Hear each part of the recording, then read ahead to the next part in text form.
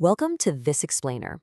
Every single year, countless people literally lose their only financial lifeline while hunting for a job.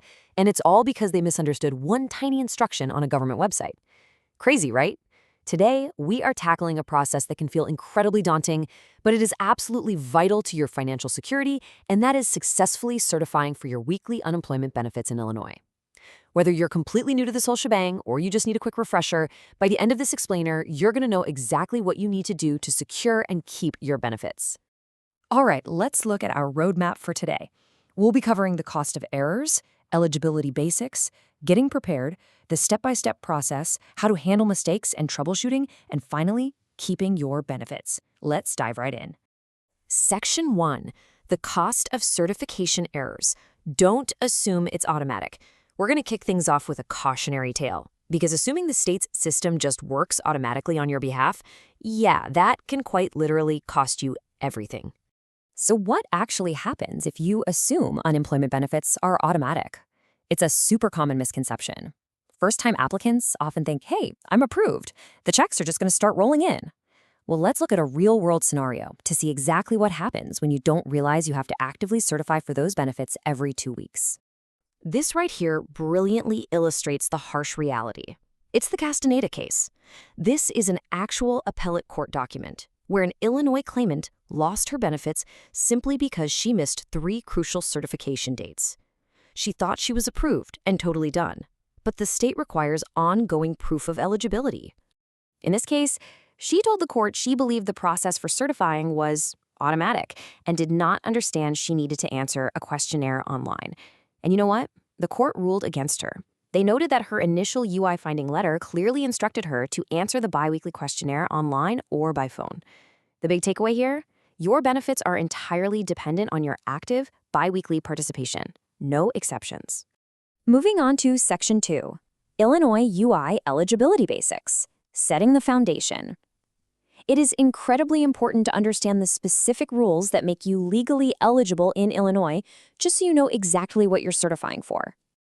Okay, so unemployment insurance? It's not a savings account you just draw from. It's a temporary safety net funded by employer payroll taxes. To qualify, you got to be unemployed through no fault of your own, meaning you didn't just quit without good cause or get fired for severe misconduct. And crucially, you must continually meet what we can basically call the holy trinity of unemployment. You must be physically able to work, available to accept suitable work, and actively seeking work. Every single time you certify, you are legally swearing to these facts. You also need to meet minimum earnings during your base period. Now, that's just a fancy bureaucratic term for a specific 12-month window before you applied. In Illinois, you must have earned at least $1,600 during this period to qualify monetarily. If you hit that mark, the Illinois Department of Employment Security, or IDES, is going to send you a UI finding letter detailing your weekly benefit amount and your assigned certification day. Section 3, preparing to certify online. Getting organized before you log in. Let's see how all those rules build into the actual prep work you need to do before you even open your web browser. When you go online to certify, you'll be using the state's unified iLogin system. Now, scammers are absolutely everywhere these days, so to avoid phishing scams, always make sure you are navigating from the official IDES website. Keep an eye out for these official Illinois Department of Innovation and Technology, or DOIT, logos just to be safe. Prep work is your best friend here. Before you log in, have your pre-certification checklist totally ready to go. You're going to need your social security number, your iLogin credentials, an exact record of any gross wages you earned during the prior 2 weeks, and your weekly job search log.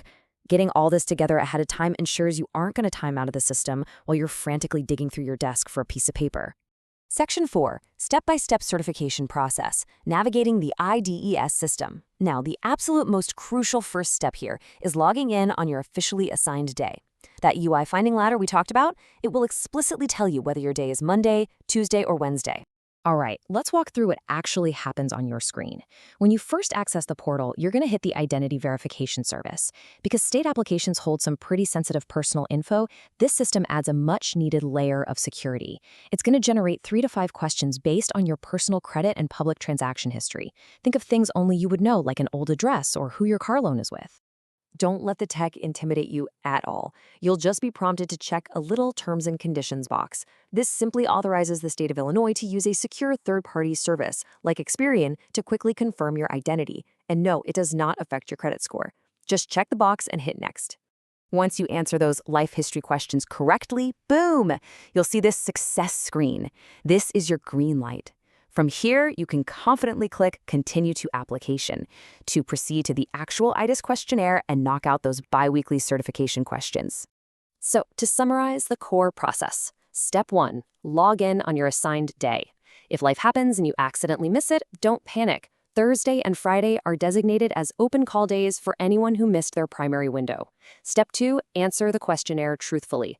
They'll ask if you are able and available to work, if you actively looked for work, and if you earned any wages. And Step 3, review everything for absolute accuracy before you hit submit.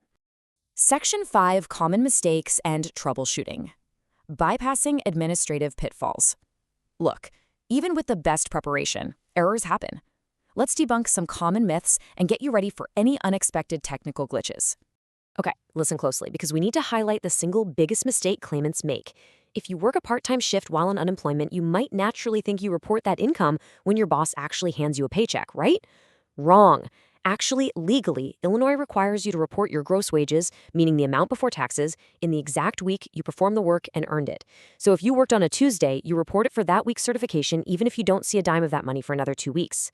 Failing to do this causes massive overpayment issues and potential fraud flags. It's a real nightmare.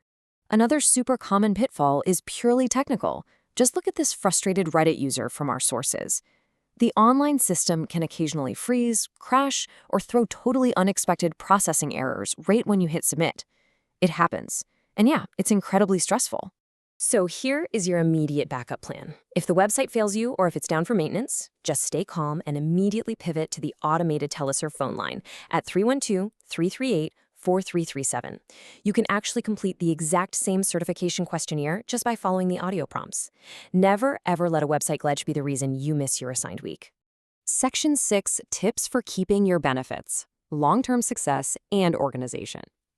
Wrapping things up here, getting approved is honestly only half the battle. Keeping those benefits active without any annoying disruptions requires an ongoing, organized commitment to the IDES rules. Here are your absolute best practices. First, you have to register and maintain an active profile on illinoisjoblink.com. This isn't optional. Benefits will literally be withheld if you skip this step. Second, keep a meticulous written work search log. If IDES ever audits your claim, you're going to need to produce proof of exactly where you applied and when. Finally, the very moment you return to full-time work, report it to IDES immediately. IDES cross-references national new hire databases, and trying to collect a final check after you've already started a new job, that will result in severe overpayment penalties. And hey, just a quick professional disclaimer. While this explainer covers the core mechanics of the Illinois UI system, bureaucratic rules and website interfaces can and do evolve. Always verify specific personal instructions with official IDES guidelines, the IDES Claimant Services Hotline, or a qualified legal advisor. Ultimately, this whole process is all about being proactive rather than reactive. So let me leave you with this final thought to spark your preparation. Is your work search log documented? Are your gross wages calculated? And are you truly 100% prepared to log in on your next certification day? Stay organized, stay attentive, and you are going to navigate this system smoothly. Thanks so much for joining me on this explainer, and good luck out there.